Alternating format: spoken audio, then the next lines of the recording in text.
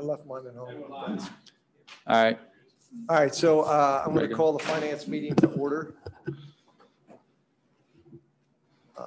I do have a hard stop for myself at 6:30, so hopefully we can get through the finance stuff. Yeah, so if we need to, we can skip around. So I'll jump right into it in the interest of time. It is a joint meeting. We're going to just combine finance and facilities since we're all here live. No reason to break it up into two separate meetings. The minutes are in there from the last finance meeting. I noticed we didn't upload the facilities minutes, so we'll make sure that gets up there tomorrow. So you have a week to review it. If you have any questions or concerns, please let me know. And Mr. Reimers is present? He was going to call in, I thought Terry said. We can't bring him in over Zoom, so. Oh, we can. Okay. All right, so we may or may not have a board member calling in over the phone. If you want to, if you have his number, if you just want to call him, he won't be able to actively participate. But Is there a number? we have just this phone over here. Okay. Yeah. Or text him or what's his name?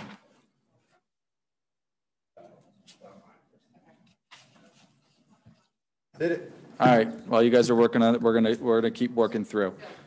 So I did print out one packet, and it's the budget packet. All of the rest of the topics for tonight are in board docs. We wanted to save some paper and not print out everything. So that's what's in front of you.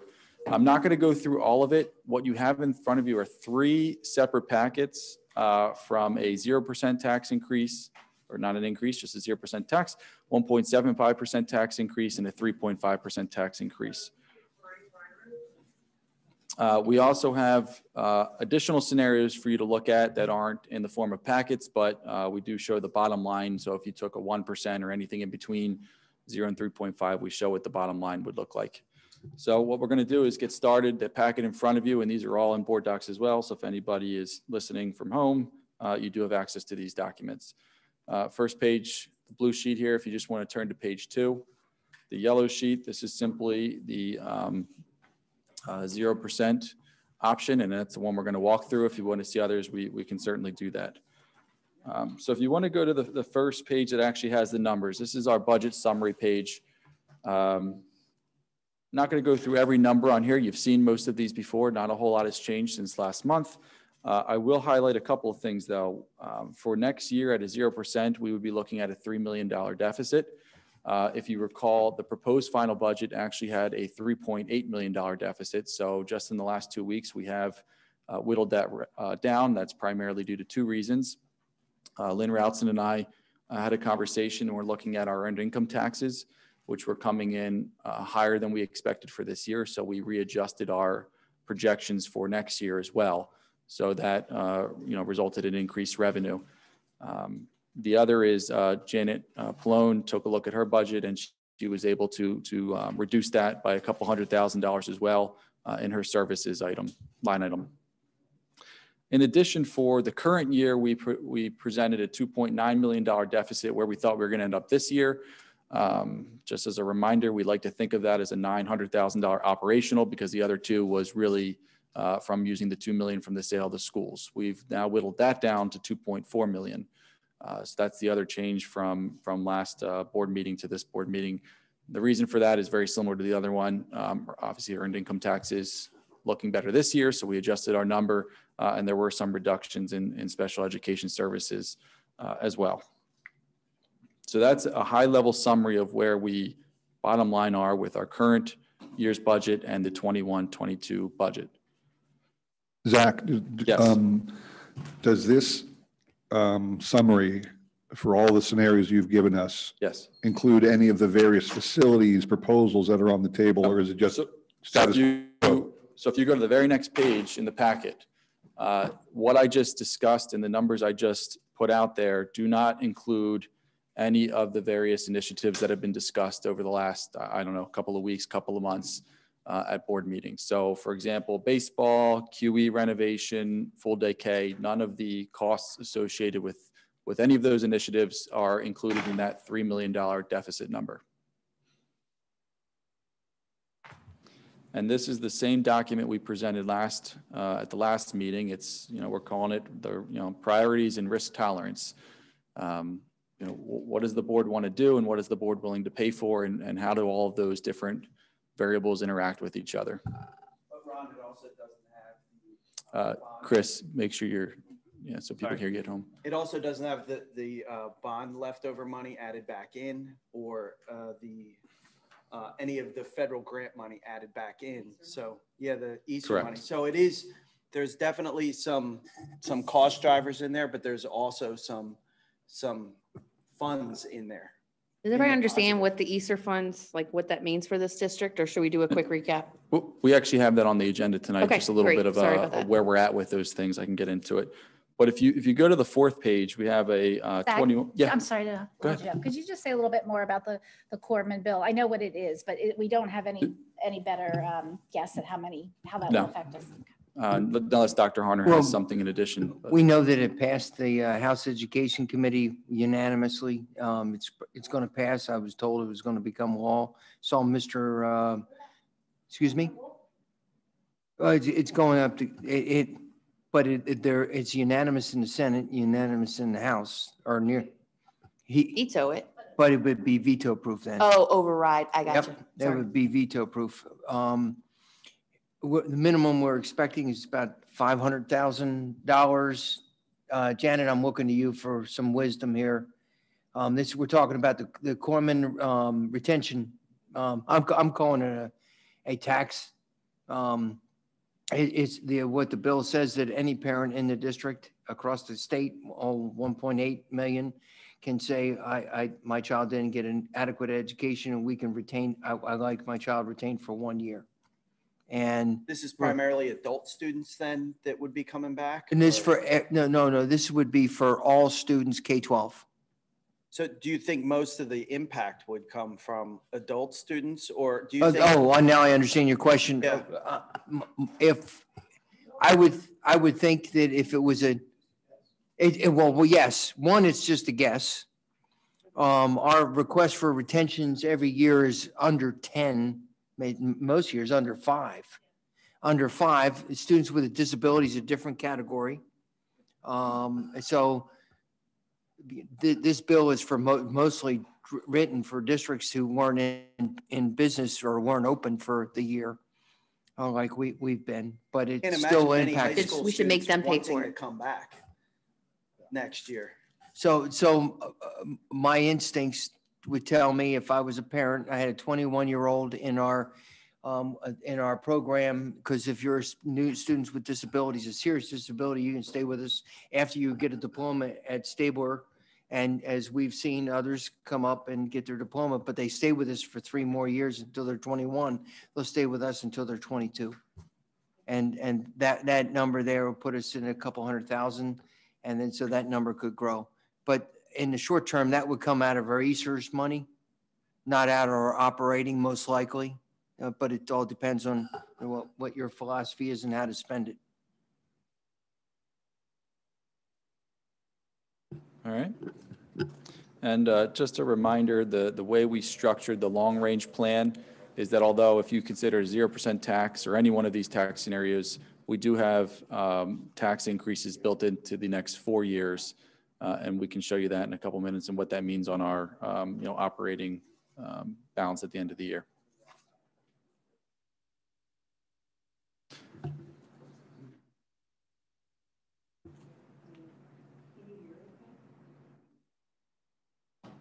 All right, we'll keep going. Please turn to the sheet that talks about the budget variables. What we like to put out there every year is when we put together this budget, Lynn and I meet and we, go through every one of these big scenarios and down to the little scenarios, and we have to make a lot of assumptions. And we're at a point where we're about to approve our final budget, and we still don't know everything about this budget. And a big example is the state hasn't passed their budget.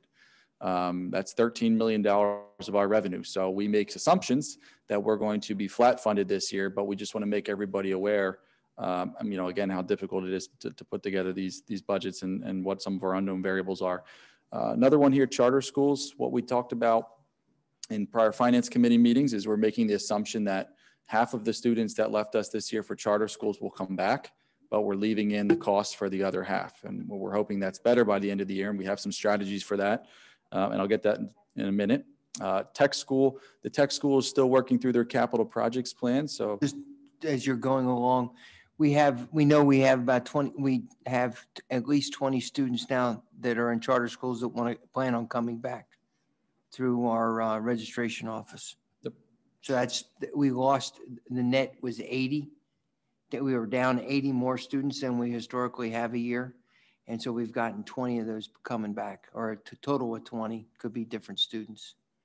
And so the tech school, there is a possibility that they will be seeking increases from the sending schools by above the Bact 1 index based on their capital projects plan. That's yet to be determined. But we did get some sneak peeks at what their 3-year long-range plan looks like, and it looks like that could be a possibility. So just making you aware of that.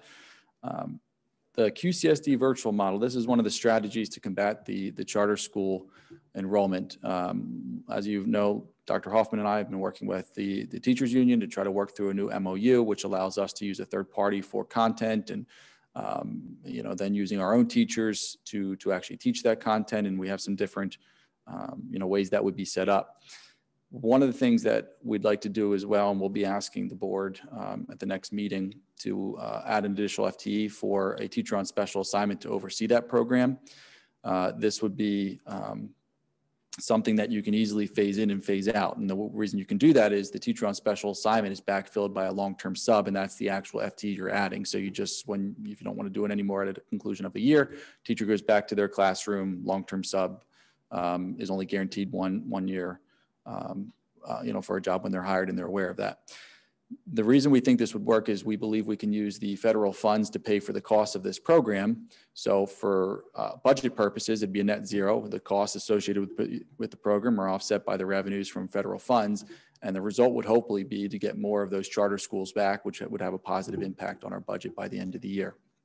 So that's, in a nutshell, the strategy, around that variable item. Any questions so far? Okay. Transportation, we all know we renewed the agreement with Levy School Bus, and that costs more, per bus.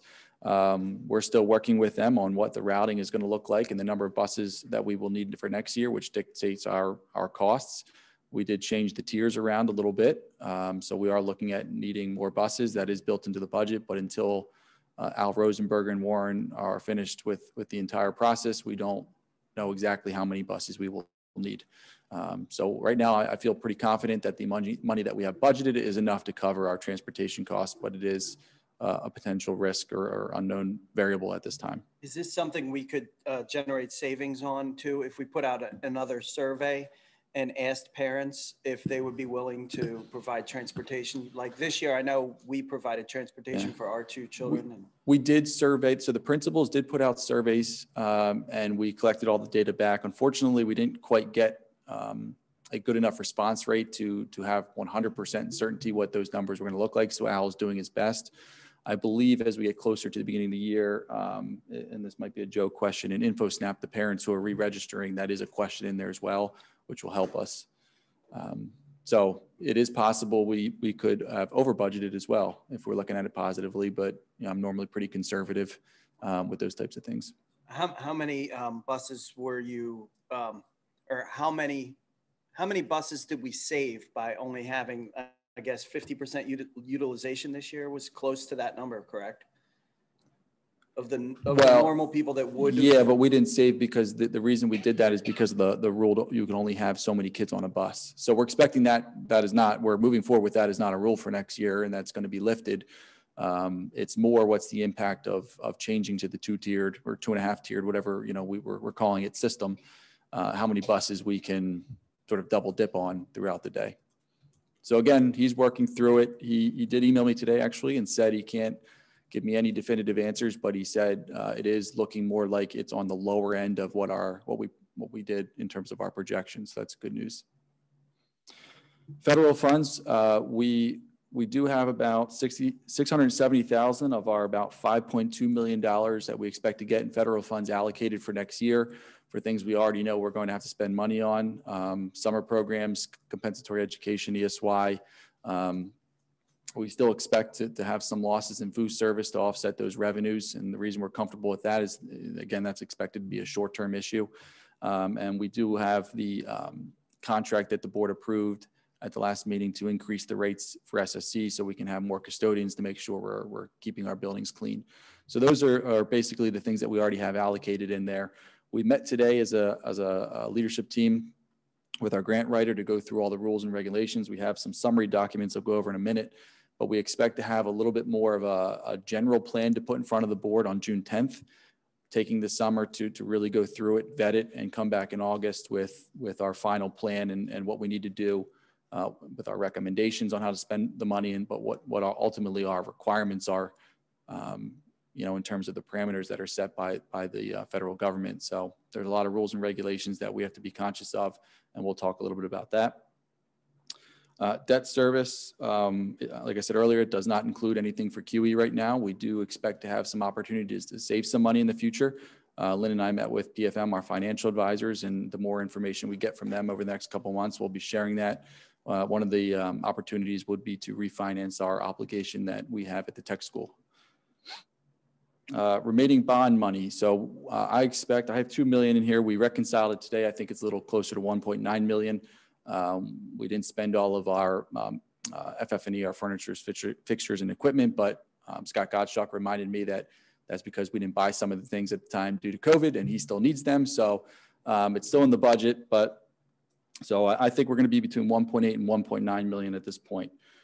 We do have a recommendation in the short term. So in the current 2021 year, we have about $700,000 worth of capital projects that the board has already approved. We've awarded the bids and are moving forward with them. To shrink our deficit for the current year, I would recommend we at least take a chunk of that money to pay for those funds or for those projects at this time. I can have a motion on the board meeting next week from our bond counsel on what we need to do to accomplish that. And then the remaining bond money, my recommendation would be to sort of just let it sit there for another year. Kind of like what we did this year, see how next year's looking, see if we have any new initiatives, see if our budget is okay. And then we can make a decision at that time if we have to use it again to offset our capital projects line item, or if we're looking good, there could be other things that we could use that money for. But the theory is use the money right now to pay for things that we already have in motion, have already approved and already doing.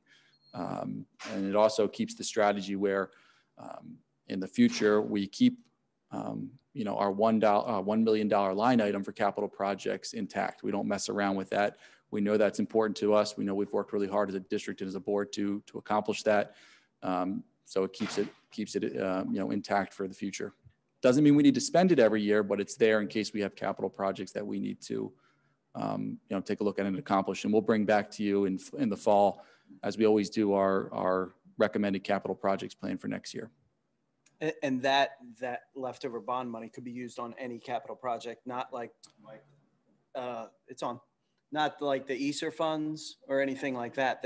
That's not as restrictive, right? That could be used for any I would capital, say, like even say a baseball field or something like that. Yes, but it depends. There are still rules around it because we borrowed the money non-taxable. So there's rules around how you can use it. And we had this whole conversation with our bond counsel, Lynn, I want to say that was 2 weeks ago. We have to be careful. So depending on what we think we want to do with it, we have to really run it by Ellen Enters at Fox Rothschild, our bond counsel, make sure we're not in jeopardy of doing it. So in other words, if you're going to use the non-taxable bonds to pay for something and bring in for-profit companies as a partner, well, those for-profit companies are now benefiting off of money that a school district borrowed non-taxable, and that runs into some legal issues. So you just got to be careful about what you're doing. Okay. But generally speaking, a project that is for the benefit of the district and has a useful life, I believe it's at least 12 years, you can use the money for it. Okay. And then lastly, I mentioned this already, we don't have anything built in for QE, full day K, or baseball at this point in the budget. Before we move on, can we get from the committee, from the board, an approval to move for the recommendation for using our bond money? I think it's have to be next week. Yes. So you could recommend right now that as a committee, you'd like to take that forth to the full board. Yeah, I think so. I think the finance has to be clear. The $1 million capital is a held position in the operating budget. It drives your operating budget, but it's something that can easily be reduced by $500,000 if you needed to save $500,000. So I agree with spending the capital money that you're already borrowing and subsequently paying on to spend money, as opposed to, look at it from a standpoint of we have a deficit we need to close and now we should tax people. We're already paying for it, right? So I think we move forward with the 700,000. That's my recommendation. It reduces our operating budget this past year. So the deficit. Yeah, it'll be 2021, or if the projects don't finish until 21, 22, Lynn just does her accounting thing. In the end, it's all the same, but yes. But essentially, and that's some of the, takes away some of the decrease or the deficit Correct. that we have this year. And just to be clear, I said 700,000, that's all the projects. We have to make sure from our bond council, all of them are eligible. So it'd be up to and including all of our capital projects that we have. I'll have to find out from her exactly how many of them are eligible, but I think most of them would be. Yeah, I certainly agree with how you laid it out. And I think keeping a little excess and not spending it is wise in this uncertain year with all these things that who the hell knows what's going to shake out. So I agree. All right. Everybody dissenting from. Do we have any idea when we will get the Easter funds? All right, that's 3. We're good. Well, the application for ESSER 3 literally just opened up, I think, at the beginning of this week.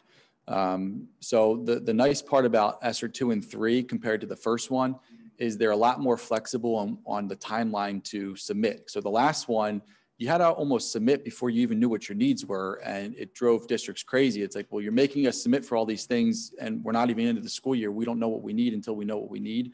So they kind of listen to that, and we have a lot more flexibility. There's a lot of rules, though, with this one where you have to put together committees and seek community input. We have to have presentations. We have to have ways to communicate to the community how we plan to use it.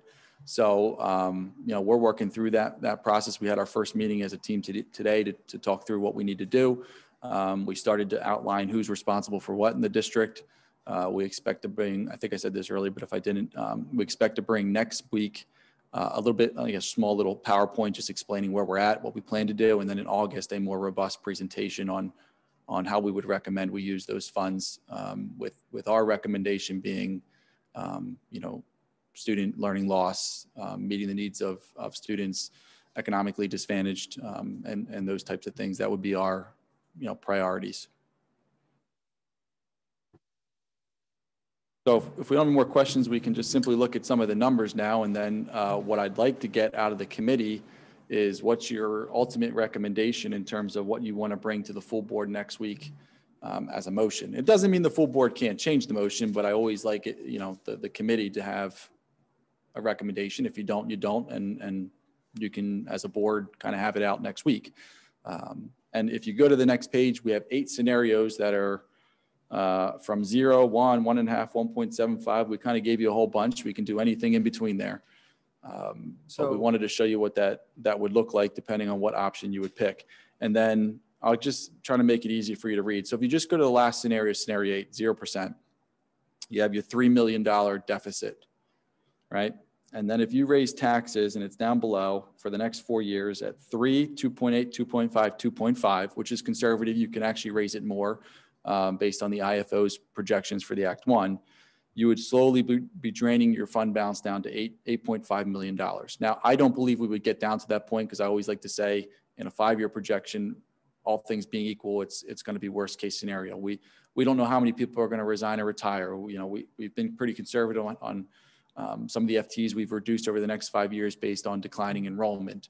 We think we're going to have some borrowing that we can refinance that. Well, so anyway, there's some things that we think will help. This is normally the worst case scenario.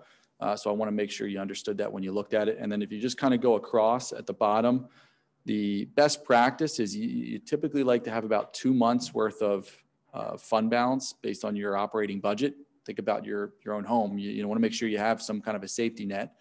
And typically you like to have 2 months. So you can see, depending on your decision, how that plays out over the next 4 or 5 years. Keith, do you have any questions about how I laid that out? I know you and I talked about it earlier. I think, I want to highlight a couple things. So remember this $3 million deficit is with that $1 million capital improvement, right? So that's, well, for this year anyway. But so think about it in the context of if you got jammed up, could you postpone something a year? Now, I'm not saying we do. I'm saying we leave that in there. It's in there. Okay. So, and this is considering all things being equal, right? So if there are going to be, you know, he just went through a whole list of drivers of unknowns year over year over year that you're going to, boards are going to have to contend with. But if the projections on enrollments continue as we project, then this number will be artificially low, right? It will be higher for future boards. So this is worst case scenario. So I don't think anybody wants to see a 2026 fund balance of $8.5 million. I don't think anybody does. I put a lot of thought into this. And, you know, my personal feeling is it's been a rough year for most people to some extent. And if we go back to what we are as a district and prioritize what we do as a district, it's really educate kids at the end of the day, right? So what I would recommend, but you know, I'll give it to the entire, who's ever wants to comment. My recommendation is we hold to a 0% tax increase. We focus on all day kindergarten. We put on hold any renovations to QE until we have a better foundation of direction. And we put on hold the discussion of the baseball field. Not that I don't think one is necessary, but one in which we can evaluate other opportunities for funding sources of said baseball field. And if you think about it, even if future boards had to get aggressive with tax increases, which they may, this may put them in a position that they have to get aggressive with tax increases in the future. It won't be compounding tax increases, right? So it won't be off of years where we didn't need to do a tax increase. So a tax increase would be off of essentially, you know, 2 years ago tax increase that we gave, because last year we didn't have one, this year we won't have one. That's my way of thinking. I think that all day kindergarten will serve more of the community, you know, especially those kids in the intermediate area, right? So we do real well with the kids that are currently in all day kindergarten. But the middle of the group and the higher end of the group are sort of not afforded the same opportunity. And so that's my personal feeling as I've been thinking through it. So I'll turn it over to you guys. Yeah, I'm certainly siding with you on the 0% because it has been a tough year. And I think it's important to be as tight as we can be and let's see what happens. You know, it's another year of uncertainty, although, you know, the trend is probably getting a little more certain. But I think we can wait and change next year because, yeah, you're right. We won't let an $8 million, we won't let those scenarios come to life. You know, we're not just going to sit there blindly ignorant to what happens over the next 12 months. So I also think that another reason to keep money like the NIDA funds and things like that is I think QE should just be on life support. Use it, keep it going. But yeah, I also agree with the baseball. It might be nice to have. It's not a gotta have. One thing I would ask, just real quick, Keith, you and I had this conversation offline, but just for the benefit of everybody else, your full day kindergarten, is that the immediate or is it the phased in version? What was your thinking? My feeling was all in. Okay, and for the benefit of everybody listening, I wanted to make sure, and I don't disagree with that. The one issue I would bring up, and John touched on it a moment ago regarding the ball field. I was looking through the presentation slides that are in front of us, and I didn't see the one which is kind of a color-coded slide we've seen in the past versus, okay, the three main facilities, things that interest us were QE, and full day K, and the ball field. Those were the three that have been focused on. Oh, did I just flat out miss it? Okay. And one of the ones was if we stuck with zero, doing a phased implementation of full day K allowed us to throw something at a ball field. Now, I don't disagree that having full day K is a great thing. We do have full day K. We have it right now for those students who, everybody coming into our kindergarten level schooling is tested for their needs. And this is what the school does now. We place those students who we feel would highly benefit from full day K in the full day K program. The rest are given half day K. And, you know, Dr. Hoffman, you can confirm this, they're doing equally well, fairly on par as they get through the higher grade, those who start at full day K and those who are placed in half day K. Is that an accurate statement? I think in the very basic stage of that, you could say, yes, it certainly supports their growth, but it's so individualized, especially when you're talking about many students who have only had their first experience with any type of education being at age 5. It does sometimes take a little bit more for them to catch up to on grade level peers. And we do find some students in first and second grade who maybe we might have missed and they could have benefited from full day K, but their scores didn't indicate that. So it's in a general, I would say, yes, it's been very supportive of students who need extra time getting it. But I don't think I could say with certainty that every student catches up to their peers. Right. And again, I appreciate that full day K without a doubt would be the way to go. The reason I bring up the ball field is simply because we've had a baseball, softball program for years. And we took a step a couple of years ago to help out the softball team by putting in a cooperative use agreement with the fields out at Veterans Park. We have got nothing for the baseball. They've got a field they can't use half the time. And we've been punting this down the road for a long time. So I'm suggesting, I believe, and again, I'm just one member of this committee. I will 100% stand by what comes out of this committee between the three of us. There was a scenario that was put in front of us that if we phased in full day K, we could still afford to do something to the ball field to make it playable for our teams who we've created these teams. We want to support them, but we're not. And that's my concern. And again, I want to give full day K a phase program, give the ball field something. That's what I would like to see, and we can still do it at a 0% tax increase. So that's my feelings on the matter. Well, Ron, I can say I did. This is part of what I was going to bring up in the facilities too. But I actually spoke with a borough supervisor or a borough councilman this week. And the borough has plans now to rehab the Memorial Stadium as well. And they may now be looking again to possibly partner. I didn't get any details. That's why I did try to call you yesterday.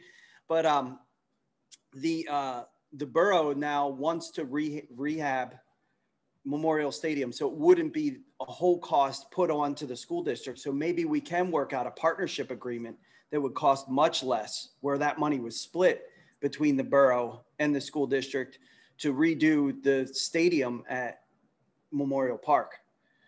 And we could still, on top of that, use the Connie Mack fields as JV fields there. So, you know, that is another option that we don't have any details for costs yet, but we do still have that other bond money that, you know, that we have $2 million.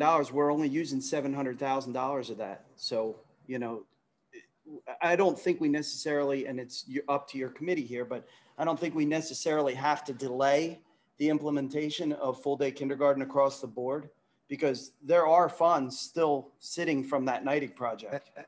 And I gotta be honest, I appreciate all this discussion that we have.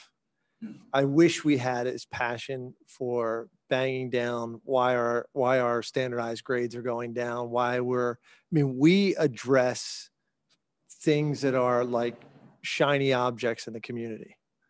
And the baseball field to me is that. They have a place to play. It may not be the best place to play. But as a buddy of mine from Northeast Philadelphia reminded me, when he played, there was glass in the dirt that he had to slide in.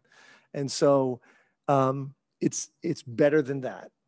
And we have a decent area. It may not be perfect, but we often refer to the turf fields, these football fields that we have, but they're used by all sports, girls and boys alike, lacrosse, field hockey, soccer, football, right? They're multi-use. This investment is for a single sport. And at a time where we're really crunching numbers and we're asking them to, go back and look at programs that they can possibly cut, I think we have to stay focused to our mission as a school district, laser focused on that. And these feel-good things, when we have the ability to do it and when we can do it, we do it. I don't think anybody's going to disagree. It'd be great to have an awesome place to play baseball. My kid's, he's a baseball player. I get it. I've talked to parents at the baseball field. So let me ask you a question. Want me to increase your taxes for baseball? And I've had, people look at me and they're like, I'm not sure about that. So I don't know that what we're driving at for a subset of people is what the community wants. That's just my personal feeling. Keith, could I ask 2 questions? Sure. First, QE, if we did not go with renovating, if we pushed off the decision to renovate, is QE able to open in the fall without putting any more money into it, or is there stuff that it does need? I mean, that building's been around longer than most of us on the board have been alive. Probably all of us on the board have been alive. 1928, it better be longer than any of us. I feel like, look, it needs to be rehabbed, right? There's nobody's going to argue that case. It's on life support. And I'm not saying that we endlessly kick this down the road, but at a time where the debate would be to take out a bond or bonds for $18 million to $26 million, which is going to drive huge cost. I just think so. Yeah, I think the answer is absolutely. It can continue as is. The recommendation from the committee, though, I think was from the redistricting committee was we should invest in upgrading it. And that's really where that discussion was born. Question would be to Rob Christie. He's our facility manager. If you want to ask him the condition of the building, how will it be in the fall? Thank you, Ron. I was just curious if it was opening in the fall, were we going to need to put any amount, $1 million into it, $2 million, or is it just will it just open as normal? The biggest concern are the boilers. Like right now we're operating on 1 boiler. So I do have a contractor scheduled for probably within the next 2 weeks to come in and see if there's any way to salvage the other boiler. So we do have a backup boiler for the winter time. We did talk about this. Oh, go ahead, Rob. And we did talk about this the other day with our district engineer, and we're evaluating like replacing the boiler or not replacing it. So we're sort of evaluating all options at this time. Yeah, I would to carry on to that, the question about the boiler. Chris, you can appreciate this because you've been at these meetings. Zach, there was a lot of discussion from various boards around the state regarding these federal funds and their use. And I can't tell you how many board members were looking at that money and the restrictions placed upon that. And one of the restrictions was for, to approve, what was the term? It's this air circulation, air handling. In a way, you can make that leap at boilers in a way because they're a heating system or something like that, deal with essentially air circulation in the building. So the question, a lot of schools, a lot of districts that I'm aware of are planning on using that money to literally replace, 1,000-year-old boilers and put in fancy HVAC systems where they never would have been able to now, but literally they're eyeing this money as here's a gift from the federal government that I can use to replace these systems that have failed. And I'm not saying we renovate QE at all. I'm suggesting there's free money to fix our boiler problem. And I'm wondering if this has even been thought about. So it's certainly part of the conversations that we've had. I don't know if a boiler would count. I would have to get legal review on that. It's ultimately going to come down to what's your priority and what do you want to do. I mean, the recommendation I think the administration is going to make is to lean heavily towards using that money towards students, education, instruction, learning loss, and there's better options to address those other things if that's what you want to do.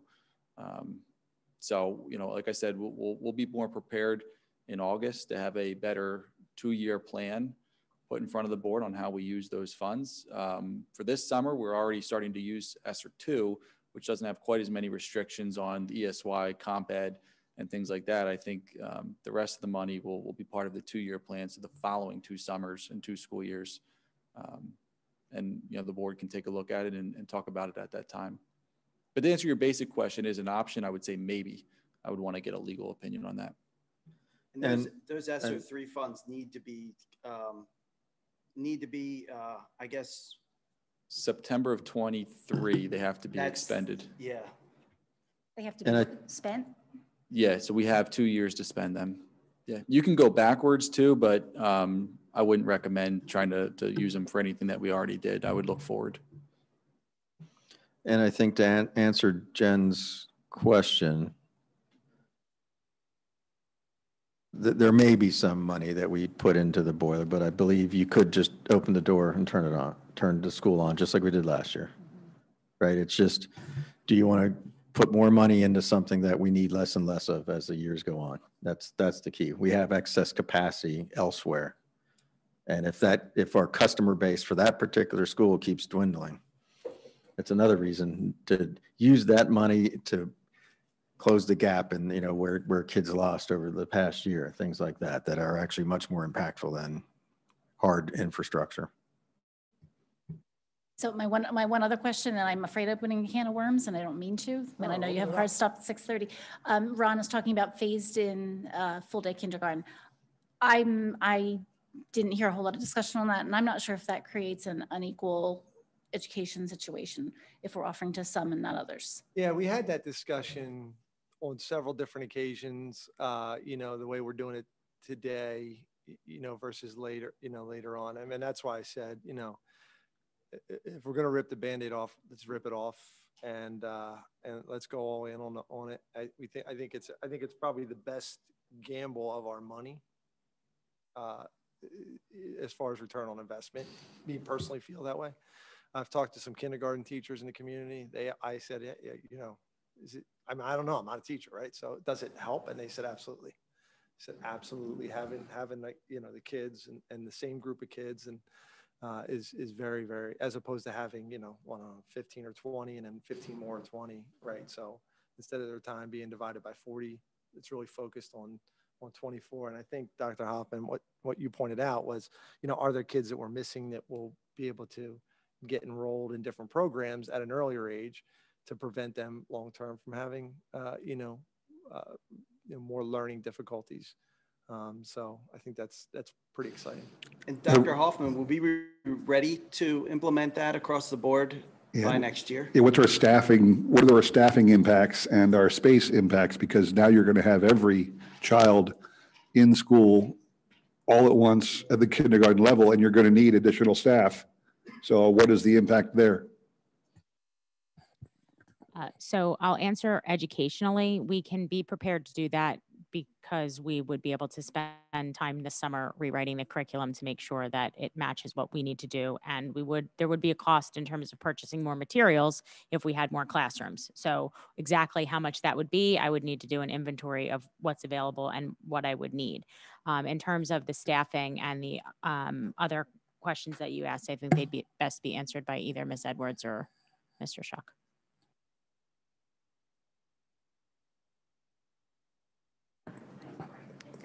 No, I was trying to push the button. Principals in every building do have space if it were to be implemented all at once. From an FTE standpoint, it would kind of depend on how enrollment plays out for the rest of the summer, but potentially we would need up to 3 additional FTEs. So in some buildings, the number of students enrolled would allow the half-day students and the full-day students to be combined and then divided into 2 sections, meaning that it doesn't generate an extra section. Richland and Trumbowersville are the schools where that's most likely to be feasible. So, but we have to see how that plays out to commit exactly, but it would require hiring additional elementary teachers. I haven't really commented yet. I'm sorry, were you going to mention something? Yeah, thank you, ma'am. I was just going to add on, next Thursday, Dr. Hoffman's going to be prepared to talk about what a full day K curriculum would look like in the broadest sense. But they're going to be spending the summer months getting that ready. Understanding our current full day program is designed for up to 15 students in a class. We have that in every building. We always hold some seats back at the beginning of the year. Their assignment there is by invitation in our current full day K program. And this is more for you than the other guys. We started this small back in 2014, 15, and we grew it out to all the buildings. So every building has a full day K program, but it's for the students assigned to that school that are the least prepared to enter kindergarten. There's assessments for that, believe it or not. And so this new program would be for all students, and they would be heterogeneously grouped by ability instead of being for the most needy. So that's one of those things. So we'll be offering a different type of opportunity in instruction. So instead of differentiated instruction just for the underperforming students, it would be differentiated instruction for all kids. And if it were to be a phased program like Ron referred to, is it going to, what are you going to do? Are you going to extend the current program for kids that need, or I just don't know what a phased one is going to look like. I think if it's phased, it's what Ms. Edwards just described. So it's in the buildings where we can do it without increasing staff or without a room need first. And then as we would have attrition or, additional movement in buildings that we could make that happen over years, we would add it there. Apologies, Nancy, and I did hear you say that. Sorry. No, that was still a good question because it's hard to correlate that's what that meant. Regarding the survey results, it looked like 70% were interested in full day K. So even with those numbers, does that also bode well for flipping right to the full implementation? Do you think like I would hate to hire 3 teachers and just to find them like, oh crap, we actually don't have need. I think first I'd like to say that this survey was the response rate was incredibly high from very early on. I think we had a higher percentage of response to this within the first hour of sending it out than we've had to any other survey, which lets you know people are talking about it.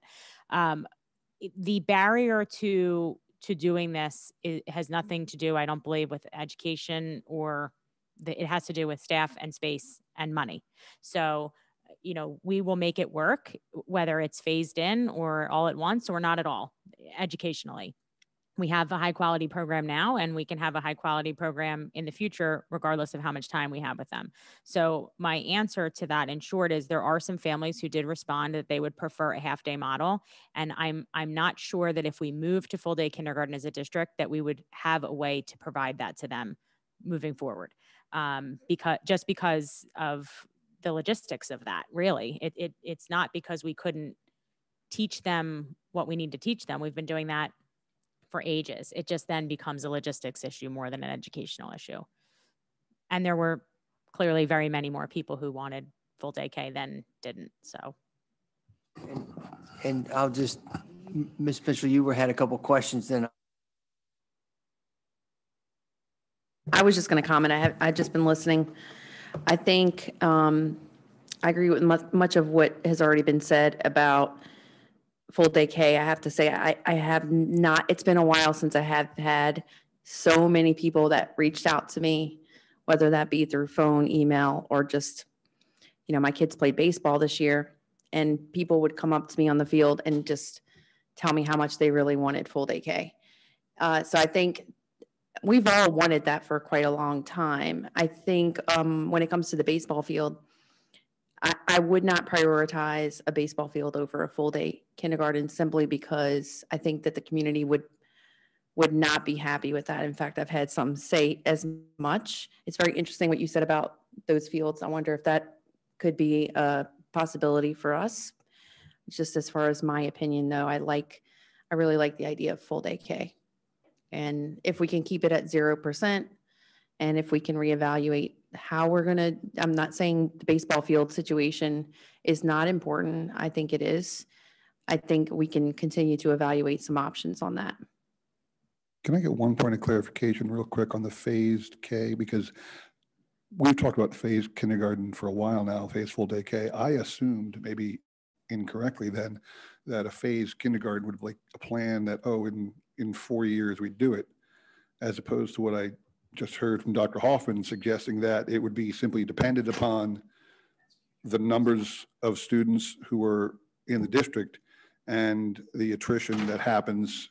In other words, the phase will simply happen naturally as opposed to a planned phase. The phase plan that Ms. Edwards developed for you were grabbing the mic. No, it wasn't. I saw you grabbing it. Go for it. Okay. The first in Richland, Trumbowersville, and QE, we believe that it will happen organically over the next year or two. At Neidig and POF, it will not happen organically. So in order to replace half-day kindergarten with full-day kindergarten in those buildings would require, in the year that that happens, adding staff or using excess staff, using an additional classroom, and so forth. So we think organically in 3 buildings. In the larger buildings, it's highly unlikely it would be organic, if that helps. So ideally in 4 years, it'd happen half organically and half because you make it happen. Yeah, could be in 3 years. At the final stage would be to make the decision to implement it in Neidig and or POF, which could occur in one of those buildings 1 year and one of those buildings the next year, or could happen at the same time. So that would be a board decision to commit to whatever additional staff are not provided through excess based on the decline in enrollment. So you could make the decision to implement it in the final buildings at any time that you wanted to. The same as you could make that decision to do it everywhere right now. Yeah. I want to let Keith get out of here. It's pretty clear that the vast majority of the board members, including the majority of the committee members, think that 0% is the recommendation, and full day K, nothing on the ball field, nothing on QE is the recommendation. Isn't that what you're gathering from everybody here? Yeah, I mean, I think it's a good starting point. I think look, I think to Chris's point, there may be opportunity for baseball. I don't think we take it off our radar. To Rob's point, we keep an eye on it and doctor it where we need to for a little bit. And then I think the future boards are going to have some decisions to make. And I'm not saying we're kicking it down. Ultimately we are, but I think we're making the best decision for today with the current environment that we're under. I have to chuckle at you when you said free money. It came from the federal government. Oh, yeah. I don't think it's ever free money. Yeah, I got chastised by Dave Akmanowitz for my word choice the other day, so I got to be careful about that. I did chuckle at that a little bit, but and hey, you never know, right? So I mean, we got a different leadership at the federal level, and we may get more federal funds that help offset some things in the future, and so I think for my, and I had a very good conversation this morning with the leadership here, and they felt comfortable with it, and so that would be my recommendation. Yep. So what we'll do, Lynn and I will prepare the budget for next week to represent that. You will see the deficit will be slightly more than what we showed tonight, because we'll factor in the costs that we think will be associated with full day K, and we'll be prepared to present that budget. So I'm going to move on to the next topic, because I know Keith's got to get going, and this was a topic he had asked for at the last meeting. So at the last board meeting, there was some conversation about the transportation coordinator FT. So what we did is we put together a little one-pager just explaining where this kind of originated from, what our recommendations are, and how the costs work with this. The costs, we're looking at about $120,000 to $140,000 in costs. That's all in salaries, benefits, PSERS, pension, everything. And just to go back up, the real reason we're looking to add this is it's been recommended by 3 different entities. The auditor that came in recommended we do something like this, our PASBO consultant, and I've recommended it before because it's best practice to have, especially when you're talking about a $20 million plus contract, day in and day out oversight and accountability of that contract. because everything that we pay is originating from Levy school buses. Not that we don't trust them, I absolutely do, but our person would have everything all day, every day, our best interest in mind, and not that Levy school bus doesn't, but ultimately his responsibility is to his business. So what we did is Mr. Micucci asked me to just come up with some assumptions here based in conversations I've had with individuals, our consultant, Jana Pallone, on how we think this position could actually save us a little money. And a couple of ways here. We talked about maximizing subsidy. There's a very lengthy, confusing subsidy calculation that the state does every year, and it's all populated by data that Lynn Ralston receives from Levy School Bus, and then we get back a number. The state says you're going to get X amount in state subsidy reimbursement for transportation. So I made a very small assumption here that, having somebody take a look at that, refining it a little bit, making some different decisions, even 2% increase in subsidies, $26,000. I made another assumption that if we had our own person, we might be able to reduce one bus route due to different efficiencies, different thought processes on how you put together routes. So you reduce one bus, that's 60,000. And then through conversations with Jana Pallone, we've averaged the last couple of years about $250,000 in payments to the Bucks County IU for transportation. These are students that Levy does not transport for various reasons. We believe that if we had an internal person, they'd be able to do a lot more work and sort of a liaison between Levy School Bus and our special education department. And we think we could keep about 1/5 of those students being transported by Levy School Bus so that we wouldn't have to use the IU. If you're going to ask me if I can guarantee these numbers, I certainly cannot. These are my estimates, best assumptions based on the information I have, based on conversations with other individuals and other experts in the area. So I think that's what you were looking for. And no, I think it's good. So what I asked them for was, what we do in business, right? So what do you? There's two things that drive decision making, right? So you're either going to increase your cost or increase your revenue, right? To offset any spending, right? So that's what I asked them to do. I said, can you take? I know it's a guess, best guess.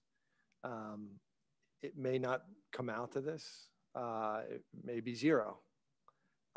But there is some thought that, and I think I think Zach and Dr. Hunter made a great point when we were meeting earlier, which was, we have environmental services that contract that's worth, I think, $1.1 million. Yeah, our custodial contractor is about $1.2 million a year.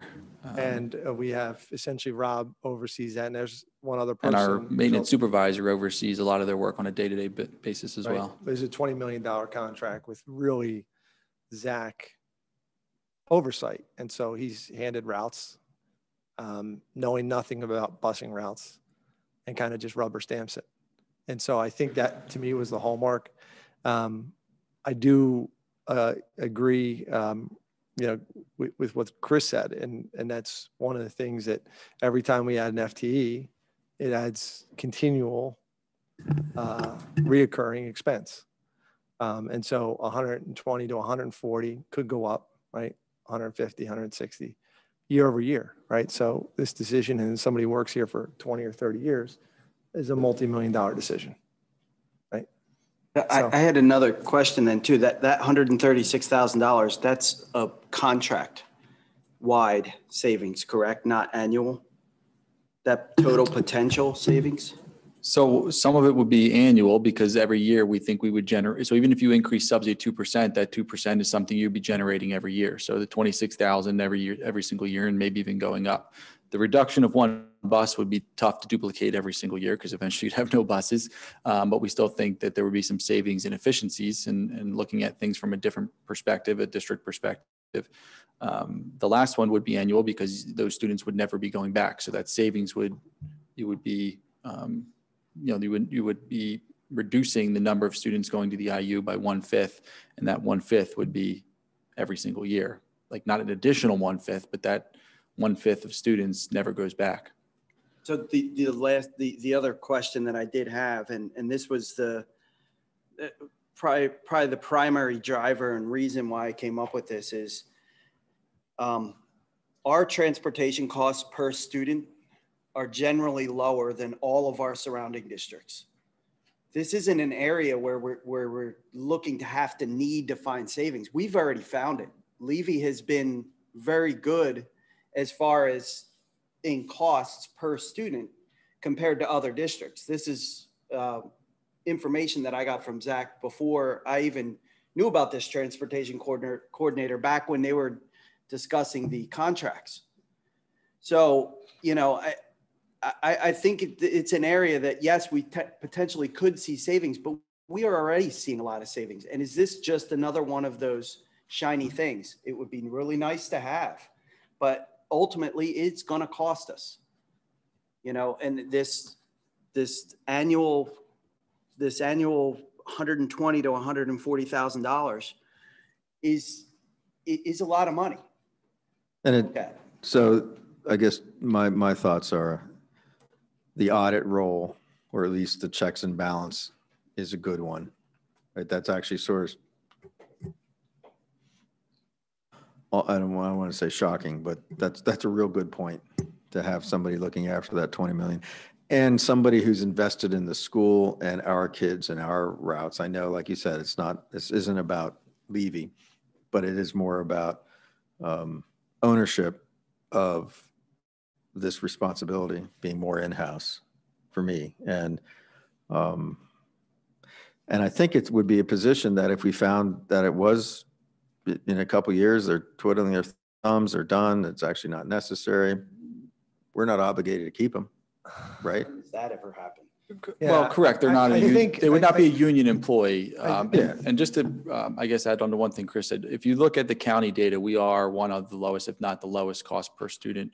A lot of that, though, was generated because of us. We've cut Levy pretty deep on a lot of things in the last couple of years. We have not historically before this contract ever given them raises above maybe 1%. We didn't ever have any bells and whistles on our buses like GPS cameras, like all those things we now will have. So I'm sure we will start to move up that list a little bit. Yeah, and I think I want to highlight one other thing. I mean, we heard earlier about the cost savings this year, and I want to say to Ms. Pallone, thank you very much for all the hard work you're putting into the special ed department. But, you know, somebody working hand in hand to look at that population and opportunities there, because we spend a ton of money, is not necessarily a bad thing either.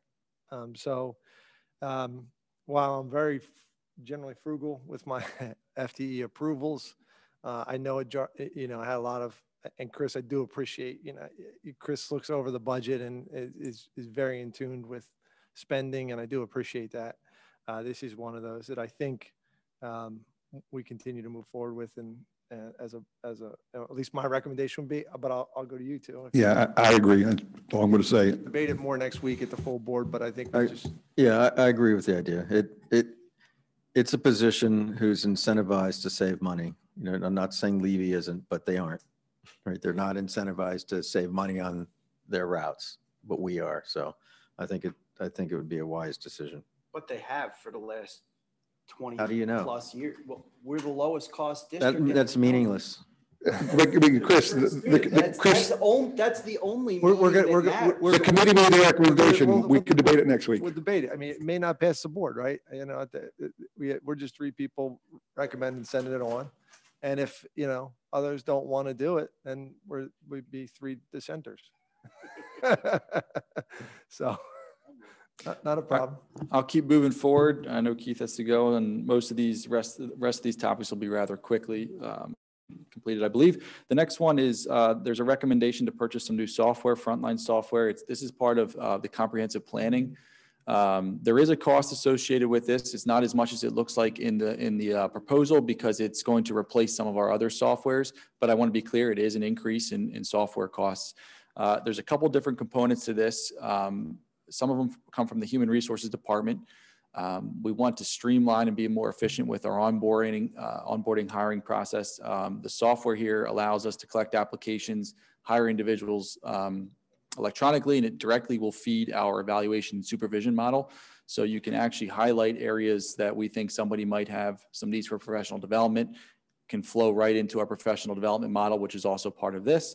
And that goes through the OTL part of it. Lisa may be able to talk a little bit more about this, but we've been working directly with one of Lisa's teammates, Chad Edmonds, who feels very strongly this is a very powerful tool from a professional development perspective. And there's a lot of resources that teachers can get off of this software as well.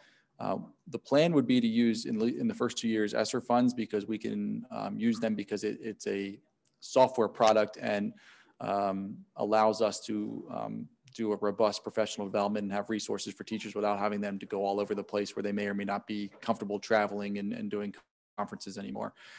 The other piece of this allows us to, like I said before, have a more streamlined process. So not only can we collect the applications, there's some components here where we can actually have a automated, trying to think of the right word here. So an automated informational flow to the various people that need to know about when we hire a new employee. So we want to make sure that the day that employee is supposed to start, they have everything they need and are totally prepared on day one. I think we do a good job, but I'll tell you right now, a lot of what we do is paper, emails, Google Sheets. It is not, I mean, we do the best we can with what we have, but this product we believe would really help with that process. Is there going to be a huge training cost for something like this? So the training would all be done as part of the product, and then it would be train the trainer. So individuals like Chad Edmonds, Barb Phillips in the HR office, they would all be trained, and then they would hold secretary in services and train the principals and kind of train down from there. So the cost, there's no additional costs or hidden fees in here in this proposal. And it's the last document in there where it shows the 5 years. Don't worry about the 5-year cost, because again, it's offset by some reductions in other places. But the big one is total it's about $35,000. That would be offset by about, I guess, $12,000, because we'd be getting rid of another software product. So we're looking at net maybe $20,000 increase in our software costs per year. Quick question to carry you through the rest of these. Are most of these already accounted for in the current budget? This one is not, because it came out of the comprehensive plan. But because I would recommend using ESSER funds, I would say it would have a net zero impact on our budget. The component that we would be replacing now wouldn't be federal funds, because that's just how you collect applications, from employees. But the other two pieces, we believe we could pay for it out of ESSER funds. So it would be a supplement of the budget over the summer. Expenses offset by the federal funds. Now we would be committing to this for 4 years. That's what they do, a 4-year contract. They won't accept less. So the following 2, we would be on the hook for it. But again, so the $20,000 in the grand scheme of things is not going to break the bank here. So the idea is to improve your onboarding process of new hires. Yes, but more, all the way through to the evaluation, professional development. It's kind of what one-stop shopping for the whole thing. It's all under one roof. So the but more is, and then for current employees, it helps their personal development. Yep. So frontline, we already have this system for our evaluation process. So we got actually better prices because we have it for that. So we're trying to bundle some of these other modules that they have. So you could take their professional development and resources model, directly connect it, and principals can use it as a resource right into the coaching and supervision model in the same software. Okay. So, hey, I was in your class. This looks like an area you might be interested in. You can, I don't know how exactly it works, Chad would, but we can, tag this resource right into your supervision coaching model, and right there it is. So that's the idea behind it. We'll bring it to the full board next week for consideration. I know Keith left, so I'm not sure if there's a recommendation from the remaining committee members, but. Sounds worth the investment. Okay. Yeah, because it sounds like it's investing in our people. Yep. All right, so I'm going to quickly move along. The board this year approved increasing our substitute teacher rates. The motion at that time was for 1 year only. So we did put some data in here. Barb Phillips collected data from the county again. And we also looked at some data from the time the board made that decision until the end of the year. Did we think it made a difference? And the data suggests it did. I would say we were averaging maybe 15 subs per day before that, and still a little bit after that, because it took some time to actually get it implemented, promoted and everything. But over the last couple of months, I would say we have 20 plus subs almost every single day. So I would my recommendation would you extend those rates for 1 more year, especially with the staffing concerns that many districts have. The teacher pool in general, not just the substitute teacher pool, is Do you know the every year seemed to be dwindling. Do you know the ballpark estimate of the increase of the budget was looking at 10 grand, 15, 20 grand? It's hard for me to say because we had less subs than we normally would in a prior year. So the budgetary number actually looks similar to prior years. So you raise the rates, you still had less subs in a normal year, but we had more than we would have otherwise. So I don't know, I'd be taking a guess. So any questions on that? But I mean, that would be a recommendation from the administration. Do it. Yeah. Next one is our insurance renewal. We do this every single year. I meet with our broker, Willis Towers. They provide us, sometimes we go out to market. Sometimes we just renew with the current insurance broker. We kind of talk through that on what's in our best interest. This year, we did go out to market for our cyber coverage. So just to put it in perspective, our cyber coverage for this year was $11,000, the premium. We had quotes that were up to $46,000 for the same exact coverage for next year. That's just the way the market is. Everybody's afraid of getting hacked, malware, ransomware. So what we did is we found a middle ground. So that's one of the increases. We went from $11,000 to $26,000. And the reason we did that is we actually increased our deductible a little bit to get a lower premium. After talking with Joe, we feel pretty good here and pretty secure here that we have a good, whatever the terminology is, Joe, security on our network. So, so our recommendation is to move forward with renewing our insurance as proposed here, and that'll be on the board agenda next. Where we're doing this, is this something similar to our audits where we farm this out once in a while? Or have we moved with this firm for a long time? Willis Towers has been our broker for quite some time, and they're the broker for just about every school district in the area. Yeah, these individuals, their specialty is school districts. Like obviously Willis Towers is a huge company, but the people we work with, their big specialty is schools. And a lot of the insurance companies we go with are actually PSBA endorsed. So again, companies that are actually specialized in school district as well. But there's no reason to shop this one around, essentially. At this point, I don't think we would have time. This came up earlier in the year, and our recommendation was to kind of let it ride for one more year based on the conversations with the brokers.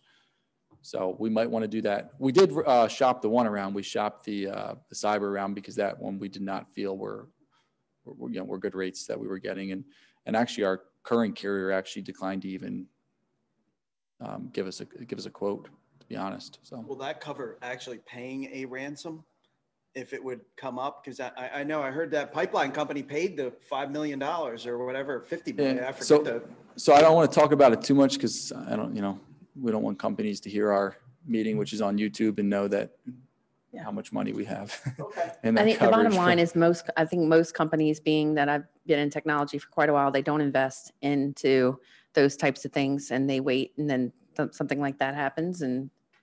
But I feel good about covered. Where we are. We're covered. Yeah. And the other increase that we received was once NITIG was fully done and came online, obviously our property premiums went up because it's a brand new building. So those are really the only two increases. Everything else was pretty flat. Next one is the Canon copier lease agreement. This came up at our last finance committee meeting. I'm not sure if everybody was there. Joe, do you want to just briefly talk about what we're recommending? Let's do finance committee the correct way. I'll talk about decreases. So I thought this was a savings. So in the remainder of this year, if we sign an early 4-year agreement or agreement is December, we would agree next board meeting to prematurely extend that. They would then give us a cost savings over the months of June, July, August, September, and October. I think part of November had zero cost for a savings of just under $70,000 that we already currently have budgeted for. And then it's a 4-year contract that we would have opted into with some company anyway, starting in December. The net savings over 4 years, just a little under $110,000.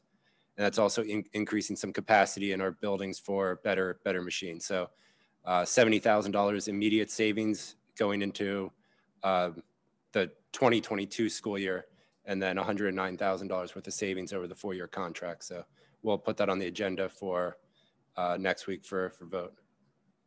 Any questions about that? It came out of we didn't want to have a mid-year changeover and have all of our staff have to learn new machines in the middle of the year too. So it's kind of a win-win all around. All right. And even though we can produce these, I don't know if we need to. This is a lot of paper that I won't read because I have it PDF and. Yep. Well, that's why we only stuck to the first topic, printing it. The rest are on here. Can I have all 8 scenarios, please? The projected NIDIG reconciliation is there that we talked about. You can see how we arrived at our number of about 1.8, 1.9. It says 1.829. We might have a little bit more than that by the time we're done, but you can see how we backed into that number.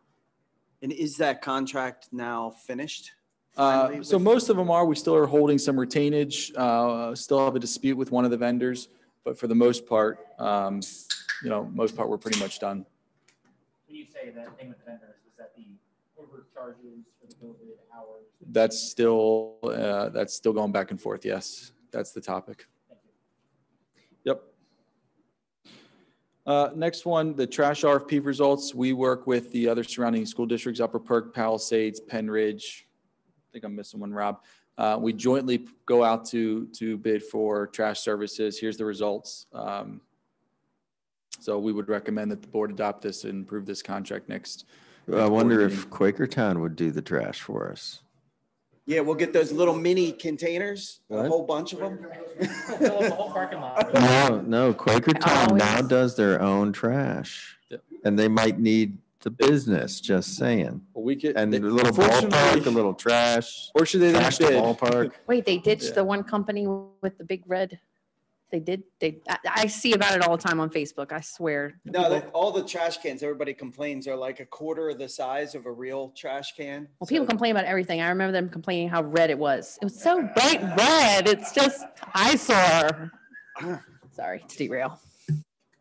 Can we just skip over the ball field one? Can leave that to yeah, I was going to say facilities? that was in here just because it was asked for, but based on the conversation earlier, I'm not going to get into it. Well, I did want to bring up too about the trash. It's still shocking to me that we have 2 less buildings than Penn Ridge, but yet their contracted price is $12,000 cheaper than ours. Yeah, but maybe our distance between the buildings is a whole lot longer. Yeah, I mean, the trash company's in Telford, so it's not a whole lot longer. I mean, we're talking 6 miles up the road.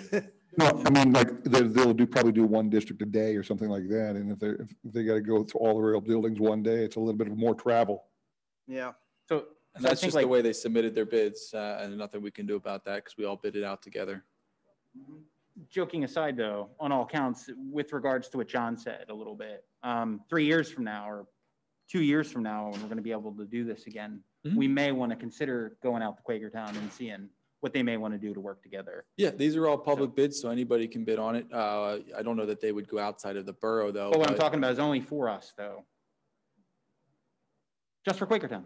Just do our own bid. Yeah, but these other firms would still bid on it, is what I'm saying. Sure, either way. Sure, absolutely. And just because we bid it together, you do not, as a company, have to bid on all of the schools. Some of them don't. Some of them will not bid. It's completely up to you. I thought it was a package deal. No, we try to do it all together so we all save resources. So we're not paying 5 lawyers to look at it. We're not paying 5. You know what I mean? So just try to do those things when we can. I like that, not paying 5 lawyers. That's a good. I don't think the borough would want to go outside of the borough. So we wouldn't want to split up the contract, really. Well, the borough's still contracting with somebody else. They're not the borough's trucks, right? Oh, they are the borough's trucks. I didn't know that. Wow. So our next topic is every year at the end of the year, we have a dozen or so individual contracts that we get renewed by the board. Most of them are in facilities. Typically these, you can see some of the rates, there's only one that's really, that I would say a little more significant, and that's our HVAC preventative maintenance. All the rest are below about $8,000. So they're not contracts that you bid. We worked with these companies. You can see how long, some of them for 2 decades. So we asked to renew them. They know our buildings. They do good work. We can trust them. So we get these renewed every year so that we can work with these companies. So this will be on for next week for approval. And then obviously anything that's more significant, like we do things like RFPs and bids depending on what the circumstances are. Is that on here? Yeah, I'm flying through. I'm on. We skipped baseball because everybody kind of agreed that we weren't going to do anything with that without partners. Yep. So grants, we talked a lot about this already, so I won't get into it. We did have a meeting today, And we started to assign individuals in our administrative team to different duties. We would like to have a mini presentation, whether it's read-only or not, next week, just kind of outlining our next steps, some of the rules as we learn them. Most of it's around ESSER 3, which is the bulk of it, 3.4, 3.5 million. ESSER 2, the 1.7, we've already allocated some of that, not quite as many rules, such as, addressing the learning loss. A lot of that is coming out of ESSER 3. So we'll give you a little bit more information, but I would say the more robust presentation and plan will be in August, after we've had some time in the summer to seek feedback from different stakeholders and really put together a good multi-year plan for you to consider. Next one is more of an informational item on our summer cleaning. So every year SSC cleans and prepares all of our buildings for the next school year. Rob and I had a meeting with them, and obviously there's staffing issues, which everybody is well aware of. We have additional concerns and hurdles though for this summer. First of all, we have less weeks because the school year was pushed back, so it went later. So right off the bat, we have 2 less weeks available. We only have about 70% of our staff in the buildings because of COVID, rightfully so, but the secretaries and principals put up a lot of things all over the building for safety and direction. It takes an incredible amount of time to get all of that off of our floors and off of our walls before they can be cleaned. With the NIDIG being opened and redistricting, we have staff moving buildings. We're gonna have new staff. So anyway, there's a lot of hurdles. So if you, this one's just kind of an FYI, if you hear some rumbles that, the process this summer is not quite as good as it's been in the past, we're gonna do our best, but we have a lot of things working against us this summer, unfortunately. Yeah, for the first year in 3 years, we're not moving a building or closing a building and totally. Not totally, but we are moving quite a few teachers to new buildings because of the redistricting and moving staff into NIDIG. But so here's a novel thought. This was done in schools I was involved with. You would have fun summer parties type things where the kids would actually come and do that stuff. Fun. Like, peel stuff off. Of course, we'd have paint. Some were not so good. But yeah, we would have pizza, we'd have, stuff, and kids would actually come and help. Pizza and a bouncy house. That would be like a community thing. So I always feel like I'm like this Debbie Downer. So I don't know if you're serious or not, but there are concerns. Obviously, not that it's child labor, but it's union work. It's union work in a lot of ways. So if you're using other people to do union work, they're not getting their hours and possibly overtime, and causes issues with that. You sent your kids to a private school too, and correct. They can get away with that type of stuff, like having volunteers paint. But if it takes away siding up, union workers' time to be able to do the work, they're going to file agreement and say, that's my work. You took away X amount of hours from me that I could have. It's for the children. So anyway, not to be always moving on. Maybe we can get chain gang juvenile court prisoners in there. So next couple, these are just upcoming action items. The board's going to vote on these next week. We want to award the RFP for summer learning ESY services. At this point, the Bucks County U is the only one that submitted a proposal. Typically, we wouldn't have even done this, but because we plan on using federal funds and it's going to be over $250,000, we worked with special counsel who specializes in federal funding. And they told us we really need to avoid any potential issues down the road if we got audited. Same thing goes for the virtual learning platform. That one we got a little late start on, so the submissions won't be back until after next week, I'm sorry. So what I'm going to ask the board to make a motion for is to allow the administration to award it on the board's behalf, because it's not due till June 14th. Unless everybody wants to have another board meeting just to do that. I assume not. So if you give us the authority to do that, we can.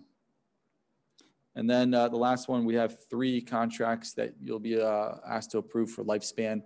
They would be the before and after school program, the summer camp program, and then the pre-K counts program. So they are all extensions of existing contracts. And the 2 or 3 years, the pre-K counts is 1 because you can only do 1 year at a time. So does that sum it up then for today's meeting? We all good? I did want to bring one other thing up. So as far as the baseball field, what's that? Oh. No, if you're going to talk about the baseball field, this committee's already said punt. If you want to bring up in facilities, you're Yeah, going to bring it up then? this will be the facilities version of the baseball Well, field can we just take a discussion. break then? I mean, just want to. Are we going to take a break and then go into another meeting, or is this Well, the end yeah, of a That's combined all meeting? finance That's a and finance, so facility. we got to No, that's- gavel this one that's closed. facilities- I that's know, facilities but too. do we got to gavel this one closed and start a new one? Are we going to? No. Oh, we're already in. Oh, okay. Yeah, so done. we're combined. So I could just, this is a New business. more of an informational Moving baseball on. field discussion. So what I wanted to say is now we at least have the option for the 6th grade center field laid out. We have the option for the pumping station road field laid out. Let's see what the borough comes up with, what they plan on doing there. And then we'll have all 3 proposals to at least look at. So possibly in August, maybe we'll have some more information to be able to digest anything. I like the idea about community and, trying to go back to Memorial Stadium and helping fix that. That might be a cool idea to come together and that benefits everybody. It was on us with the condemned stands. That would have been tough, but. Yeah, you probably weren't at the facilities meeting, was it 2 years ago, a year ago? I guess that everything's pre-COVID. We had both our contractors and our civil engineers looking at the Memorial Field, and they recommended against us investing in the field. Well, that's why now well, if the borough wants to pay for it all, let them pay for it all. Or if we could partner with them and that fee gets shared, because they primarily use the field, their leagues, in the summer, where we primarily use them in the fall and the spring. But just as a reminder, we spent probably, Zach, how many $1,000? $2,500, $5,000 to assess it at least. To look at, about 5,000 every time we ask them to assess a field. So we're getting up there. Yeah.